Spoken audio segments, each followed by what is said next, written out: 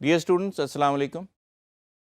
Today we are still continuing with our vendors, but to keep our vendors information up to date, we need sometimes to create an additional field which is not already present in QuickBooks. ہوتا یہ ہے کہ QuickBooks نے ایک set of fields جو کہ ایک vendor کی انفارمیشن کیپچر کر سکے ہمیں فراہم کی ہے، لیکن اینڈ ممکن ہے کہ ہمیں چند اور انفارمیشن کی رکھنے کی ضرورت پیش آئے. اس انفارمیشن کو رکھنے کے لیے we need a field to capture that information. We can add that additional field by using the customise field process. بہت سی دفعہ جو ہم اپنے کسٹمرز کے ساتھ ڈیل کر رہے ہوتے ہیں یا اپنے وینڈرز کے ساتھ ڈیل کر رہے ہوتے ہیں تو ہم یہ جاننا چاہتے ہیں کہ ان کو سب سے زیادہ کس ٹائپ کی انفارمیشن کی یا کس ٹائپ کی گڈس اور سروسز کی ضرورت ہے. اسی طرح ہم اپنے وینڈرز کو بھی کلاسیفائی کرنا چاہ رہے ہوتے ہیں کہ یہ وینڈرز ہمیں کس قسم کی سروس یا گڈس دے سکتے ہیں. ہو سکتا ہے کہ وہ تمام انفارمیشن ہم اپنے چارٹ آف اکاؤنٹ میں ہی کیپچر کر لیں، لیکن بعض دفعہ ایڈیشنل انفارمیشن بھی چاہیے ہوتی ہے. مثال یہ ہے کہ ہم اپنے چارٹ آف اکاؤنٹ میں یہ کہتے ہیں کہ ہمارے پاس یہ سپلائرز ہیں جو ہمیں سیمنٹ دیتے ہیں، یا یہ وہ سپلائرز ہیں جو ہمیں کسی قسم کی بیچنے کے لیے گڈس دیتے ہیں، کوئی بھی ہو سکتے ہیں. لیکن ہمیں یہ کلاسیفائی کرنا ہے کہ یہ کون سے برانڈ کے گڈز ہیں. برانڈ کا مطلب یہ ہے کہ اگر ہم سیمنٹ لے رہے ہیں تو سیمنٹ یہ کون سی کمپنی کا ہے، کس ٹائپ کا سیمنٹ ہے. کیونکہ عام طور پہ ہمارا یہ خیال ہوتا ہے کہ جب ہم سیمنٹ کی بات کرتے ہیں تو ایک ہی قسم کا سیمنٹ ہمارے ذہن میں آتا ہے، لیکن ایسا نہیں ہے. مارکیٹ میں آپ جائیں گے تو آپ کو ایک سے زیادہ ٹائپس کے سیمنٹ ملیں گے. مثال کے طور پہ آرڈنری پورٹلینڈ سیمنٹ، اس کے علاوہ وائٹ سیمنٹ، اس کے علاوہ سلفیٹ ریزسٹنٹ سیمنٹ.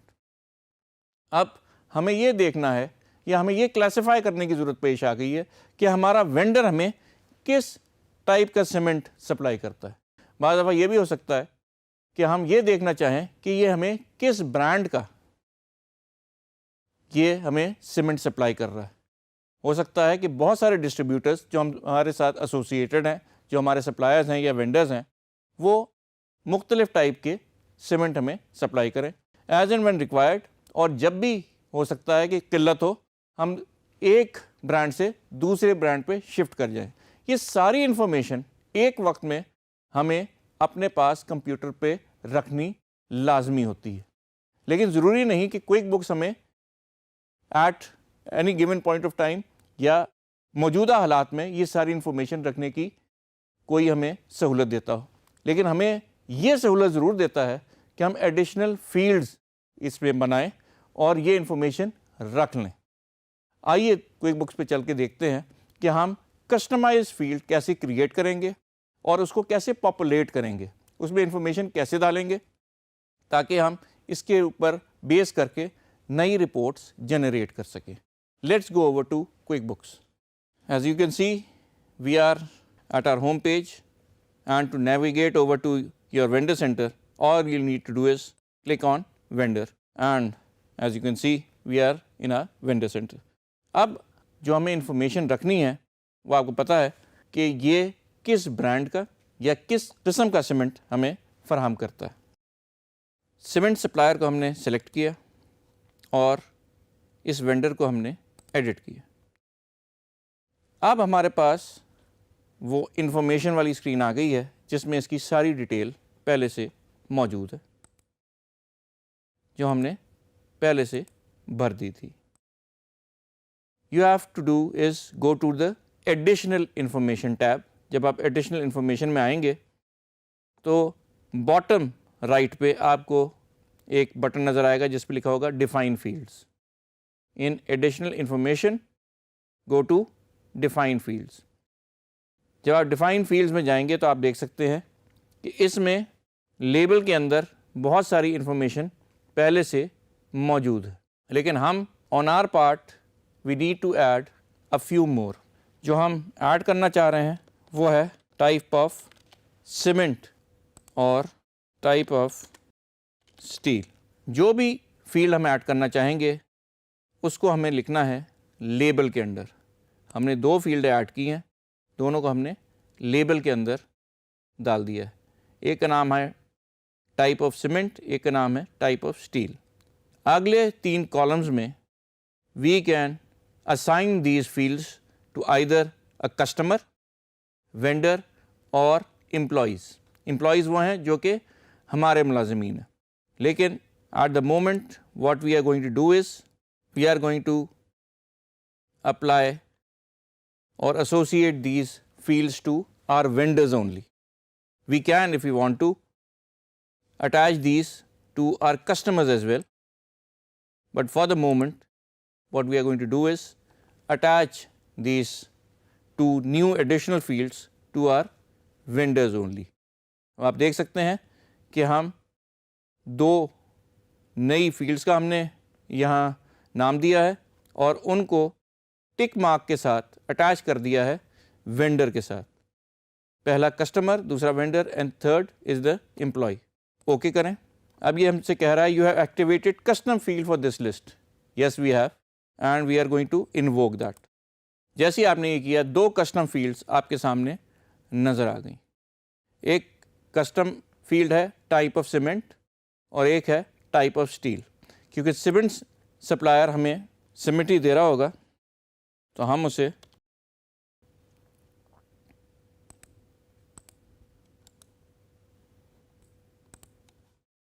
یہ دوسری کمپنی ہے.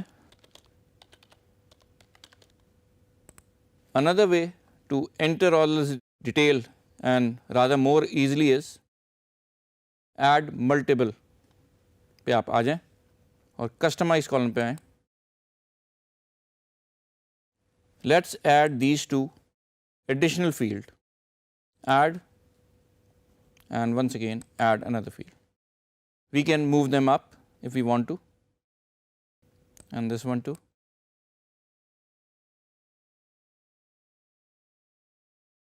Now you can see that these 2 fields now appear on your screen. اور جہاں جہاں ہم نے یہ انفارمیشن ڈالنی ہے ہم ڈال سکتے ہیں.